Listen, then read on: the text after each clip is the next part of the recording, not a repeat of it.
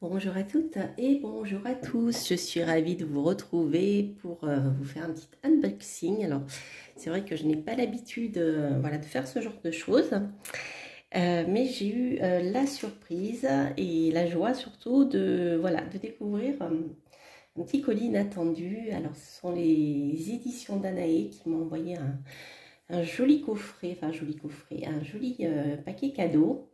Voilà, j'ai commencé à l'ouvrir. J'ai pas pu attendre.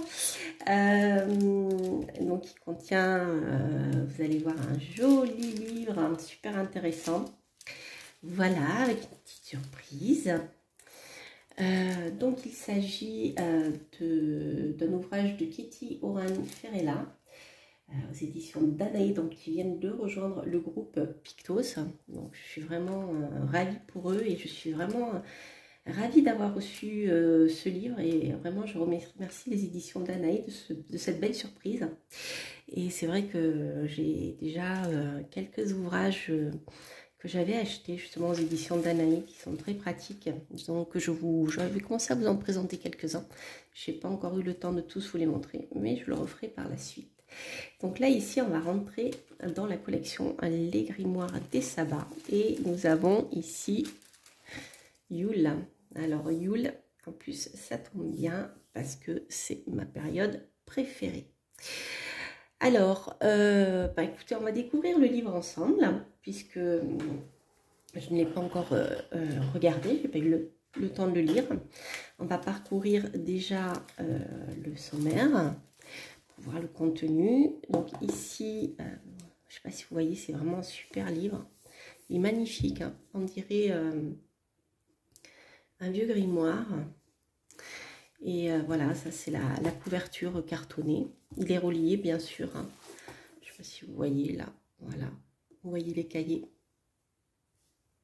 Voilà, avec le tranche-fil. Voilà, donc ici c'est magnifique, super beau. Je vais faire... Ah zut, si je fais ça. J'essaye d'avoir une belle lumière, hein, et que ça ne bouge surtout pas. Alors voilà, l'intérieur, vous avez ce type de papier avec donc une impression de papier ancien. Voilà, comme si c'était un vieux grimoire usé par le temps. Alors, c'est un livre qui fait, il fait 343 pages. Oh, regardez comme elle est belle cette illustration. Voilà, il fait 343 pages. Alors, on va voir. Là, pour le moment, on va découvrir ensemble le sommaire. Alors, quand j'aurai eu le temps de le lire, je vous ferai une revue un peu plus complète, hein. Mais déjà, vous allez voir ce que vous pouvez trouver dans cet ouvrage. Alors, on a bien sûr la présentation de la saison de Yule. Donc, la nuit la plus longue de l'année. Des mythes, bien sûr, en lien avec le paganisme. Ensuite, les origines, donc comment on est arrivé finalement de Yule à Noël, hein, pourquoi maintenant nous avons Noël. Donc on a un bon résumé de ce qui s'est passé un petit peu partout. Voilà. Comment célébrer Yule aujourd'hui. Donc ici avec Yule, bien sûr, on est dans le paganisme, hein. Vous le savez, si vous connaissez les ouvrages des éditions Danaé. Ensuite, alors, super intéressant, on a une partie astrologique pour comprendre justement bien, le lien entre l'astrologie et la période justement du Capricorne, pendant la période de Yule, hein. Donc le lien avec le Capricorne, Saturne qui en est le maître. Donc là, il y a un lien qui est fait avec la maison 10, mais ça, je sais pas, voilà, c'est plus l'astrologie, je dirais plus contemporaine, je pense, à voir, hein. Je ne l'ai pas lu encore, on verra. Vous avez des petits exemples par rapport à votre thème natal, des mots-clés d'interprétation. Donc là, il y a à peu près 12 pages. sur la partie astrologique. Ensuite, l'auteur vous parle de la lune des glaces et de la lune du loup, avec bien sûr la loi des correspondances. Des tirages qui sont proposés, c'est super intéressant. Tirage pleine lune, tirage lune des glaces, tirage la lune du loup. Les divinités du solstice avec donc les dieux païens, Odin, Perchta, Thor, Janus et Saturne aussi bien sûr. Les personnages mythiques et les créatures fantastiques. Donc on a Saint Nicolas, le Père Noël, le Père Fouettard, les fées, les sorcières, les lutins farceurs, les esprits du foyer, la pratique, donc vous pouvez faire à ce moment-là.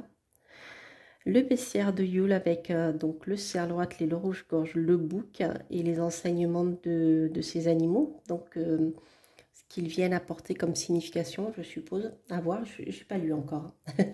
Je suppose, je me trompe peut-être, mais bon, voilà, je le sens un peu comme ça. Ensuite, la partie sur l'autel avec l'espace sacré pour vous apprendre à créer votre espace sacré. Donc, si vous débutez en magie, ben, ça peut être, voilà, ça peut vous aider à mettre un pied dedans. Avec la symbolique des couleurs, comment voilà, établir son propre système de correspondance des couleurs. Les pierres, celles avec lesquelles on peut travailler pendant cette période. Ça va assez loin. L'herbier de Yule, donc avec les plantes que l'on trouve à cette saison, comme le houx, le guil et les bords noirs, j'adore. La poinsettia, alors ça c'est une euphorbia, Euphorbia pulcherrima, je ne la connaissais pas. Les bords noirs, oui, c'est la rose de Noël. Et l'euphorbia, je me demande si c'est pas celle qui est toute verte, je crois. Donc l'orange, girofle, la cannelle. Hop. Ensuite, on a toute la partie, la signification du sapin. On avait abordé aussi au début la bûche, hein, la symbolique de la bûche, avant Noël en fait. Voilà. Ensuite, l'Avent, entre superstition et malédiction. Comment créer un champ de pouvoir. Les 12 jours de Yule. Très intéressant. Alors là, je sens que je vais apprendre plein de trucs, je ne savais pas. Ouais. Donc, nuit 3, 22. Ouais, c'est le courage. Nuit 4, 23, la vérité. Nuit 5 et 24, l'honneur. Nuit 6, 25, fidélité. Très intéressant. Vous voyez, ça va assez loin. Donc, il y a pas mal de chapitres. Qu'est-ce qu'on peut trouver d'autre? Des pratiques divinatoires, des prédictions relatives au temps, pronostics et dictons, les présages des 12 jours, ça c'est bien. Moi, c'est quelque chose que j'aime beaucoup faire en étant astrologue, je dirais, de métier. C'est vrai que pour moi, la notion de temps est très importante, même lorsque je tire le tarot ou l'oracle. Donc ça, on a ces prédictions relatives au temps, c'est super. L'oracle de l'oignon. Bonheur et malheur, bûche et cendre et tison, spandanomancie, je ne connais pas. Donc je sens qu'on va apprendre plein de trucs, les amis. Donc des exemples de pratiques, la séance de bibliomancie, une pratique millénaire, le choix du livre, le mode opératoire. Cuisiner pour Yule, donc des petites recettes à faire pour Yule. Comment célébrer Yule avec les enfants. Au cœur de la nuit, de la glace, de l'obscurité à la lumière, un chant de Noël. Le clair-obscur de la nostalgie. Une méditation guidée pour la visite des esprits de Noël. Très très intéressant. Le travail avec la neige aussi. Avec l'eau, comment purifier une pierre, l'eau de purification. On est vraiment dans quelque chose, je trouve, de très complet sur le plan ésotérique ici. L'ermite, un éloge de la lenteur. Ben oui, l'ermite dans le tarot, bien sûr, il est rattaché à Saturne. Voilà, comprendre l'ermite dans un tirage, l'éloge de la lenteur. au jardin, ce qu'on peut faire pendant les plantations d'hiver. Nourrir les animaux, etc. L'herboristerie de la sorcière. Voilà. Prendre de bonnes habitudes. Donc l'ortie, c'est très bien pour se reminéraliser, justement, soit dit en passant, parce que je vois que l'auteur parle de l'ortie, du gingembre. Ce sont des plantes, je dirais qu'il vous faut vraiment avoir sous la main, sécher pour l'ortie, ou si vous n'avez pas un jardin. Et là, vous aurez de quoi faire. Voilà. Qu'est-ce qu'on a d'autre? Des suggestions pour les enfants par tranche d'âge, de 0 à 3 ans, de 3 à 6 ans, de 7 à 12 ans, les ados, les adultes. Et puis voilà, des conseils pour regarder des petites choses sympathiques à la télé. Voilà. Et ensuite, on a la transition vers Imbolc. Voilà les amis, dis donc, ça donne envie, hein. Voilà, vous voyez, vous avez la recette de la bûche de Yule. Je vous rappelle, je la faisais avec ma mère. Mais bon, on ne parlait pas de Yule hein. Dans ma famille, on parlait de Noël. Mais bon, l'idée y était, hein. Même pendant Noël, il y a des survivances païennes qui sont restées et qui restent, hein, sauf qu'on ne le sait pas. Donc c'est très intéressant d'ailleurs. Voilà. Sortilège de révélation. Sapin de Noël. Hop là. Voilà. Vous avez aussi des QR codes pour des méditations guidées.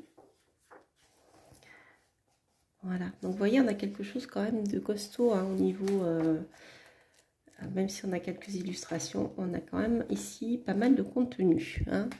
Je dirais que c'est une fois que je l'aurai lu un peu plus en détail, je vous le montrerai. Je rentrerai un petit peu plus en détail dedans. Mais voilà, j'ai l'impression que ça a l'air assez costaud. Et j'adore les illustrations. Regardez, la Manitue-mouche, la truffe. Regardez, avec le feu de cheminée. C'est très très beau.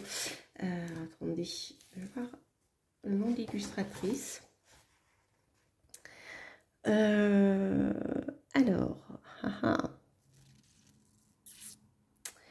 c'est Margot Gabara qui s'est occupée de la création graphique, de la mise en page. Et puis ensuite, donc il y a plusieurs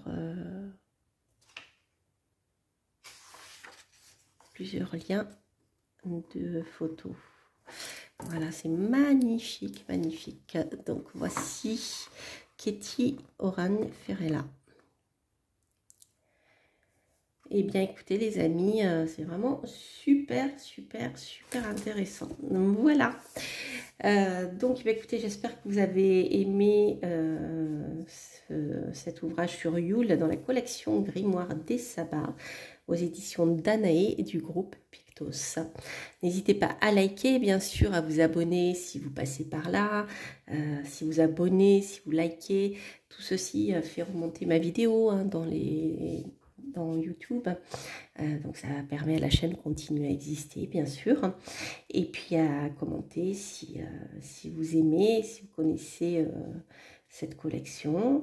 Et quant à moi, je vous embrasse et je vous dis à très bientôt pour de prochaines reviews. Portez-vous bien, bye bye.